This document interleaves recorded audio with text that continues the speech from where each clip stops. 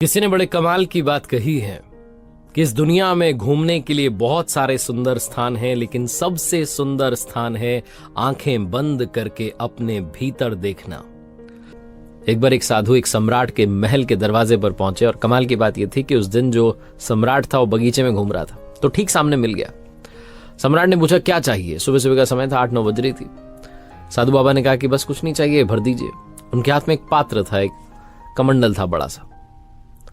तो सम्राट ने कहा कि क्या बात कर रहे हो, अभी भर जाएगा। साधु महात्मा ने कहा ये भरता ही तो नहीं है, बस इसको भर दीजिए।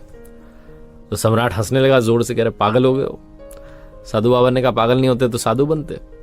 सम्राट ने कहा कोई बड़ी बात नहीं, अभी भरवा देते हैं इसे। अपने वजीर को आवाज लगाई, वजीर आ ही रहा था। इस बीच में साधु महात्मा ने कहा कि सुनिए, अगर आप इसे भरने के लिए तैयार ही हो गए तो एक बात का ख्याल रखिएगा, बहुत सारे लोग इसे भर नहीं पाए, और अगर आप एक बार इसे भरना शुरू कर देंगे तो मैं तब तक नहीं जाऊंगा जब तक ये भर नहीं जाएगा। सम्राट और हंसने लगा, कह रहे आप तो वाकई में पगला गए, क्या बात कर रहे हैं, अभी भर जाएगा। और ठीक है, मैं तैयार हूं आपके इस कमाल के काम के लिए। बुलाया वजीर को, कहा जाओ लेकर के आओ सोने की मोहर। बहुत सारी सोने की मोहर, सोने के सिक्के लाए गए, डाले गए उस बर्तन में, उस पात्र में। लेकिन कमाल ये हो रहा था कि वो गायब हो रहे थे, वो पात्र भर ही नहीं रहा था। सम्राट ने सोचा ये क्या जादू चल रहा है। वजीर से कहा बुलाओ, जितना खजाना है सारा बुलाओ, भरो इसे, हीरे से जवाहरात से भर दो। पूरी कोशिश कर ली लेकिन वो भर ही नहीं रहा था।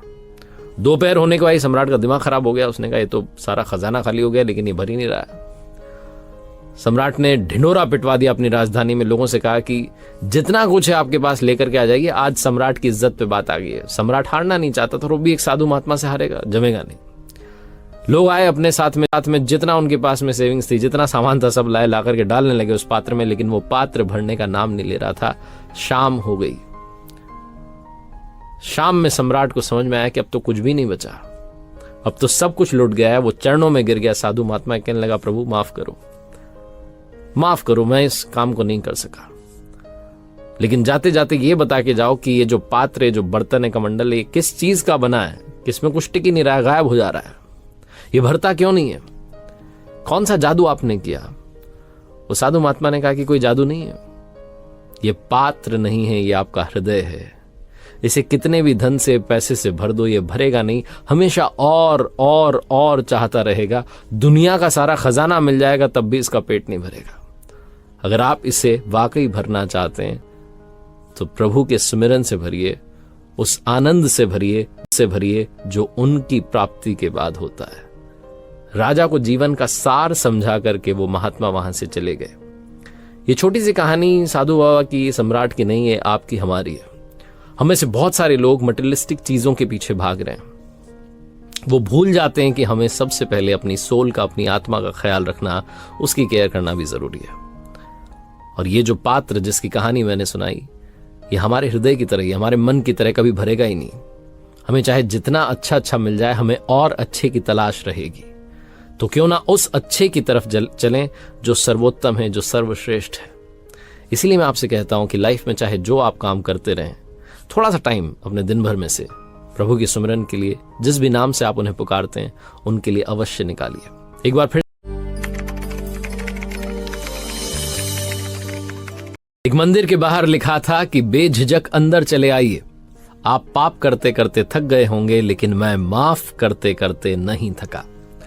कहानी एक बड़े अमीर बिजनेसमैन की, जिसने बहुत सारा पैसा कमा लिया था, लेकिन अब उसे समझ नहीं आ रहा था कि असली शांति मिलेगी कहां। जब जीवन में आप सब कुछ अचीव कर लेते हैं तो अंदर से एक खालीपन लगने लगता है।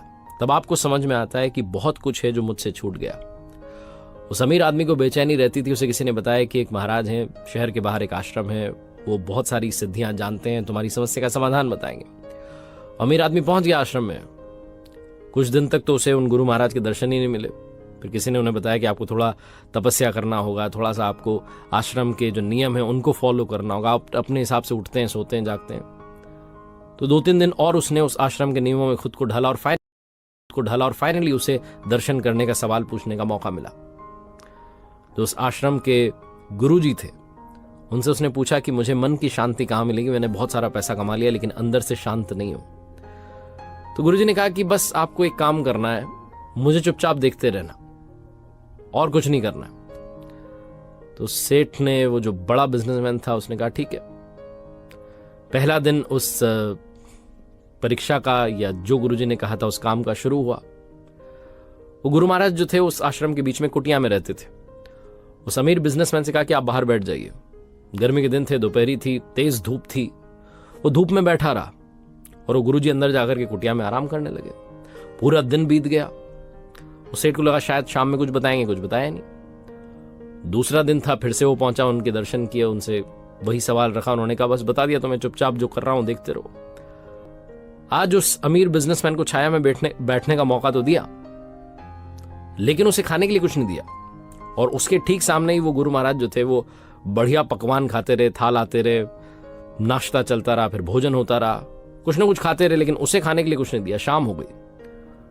उस अमीर बिजनेसमैन का दिमाग ठनका, पता नहीं क्या करवा रहे हैं। तीसरा दिन आया, अब की बार उसे खाने के लिए भी दिया, उसे छाया में भी बैठाया, उसे कहा देखते रहो। उसी के ठीक सामने गुरु महाराज जो थे वो ध्यान में बैठ गए और बैठे रहे 3-4 घंटों तक। शाम हो गई, उसे कुछ नहीं कहा। चौथे दिन उससे रहा नहीं गया, उसने कहा बहुत हो गया आपका, आप मुझे कुछ बता नहीं रहे, मुझे कुछ समझ नहीं आ रहा, चाहते क्या है आप?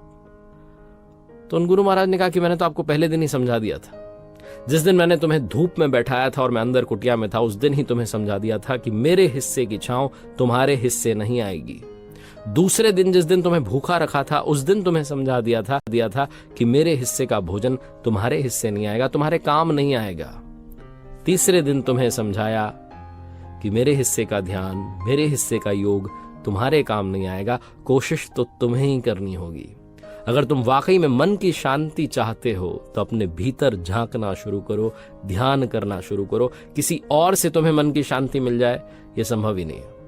ये छोटी सी कहानी सिखाती है कि लाइफ में परेशानी चाहे जो हो, दुनिया में कोई भी आपको उसका सोल्यूशन नहीं दे सकता, बशर्ते आप खुद उसका सोल्यूशन ढूंढना शुरू ना करें।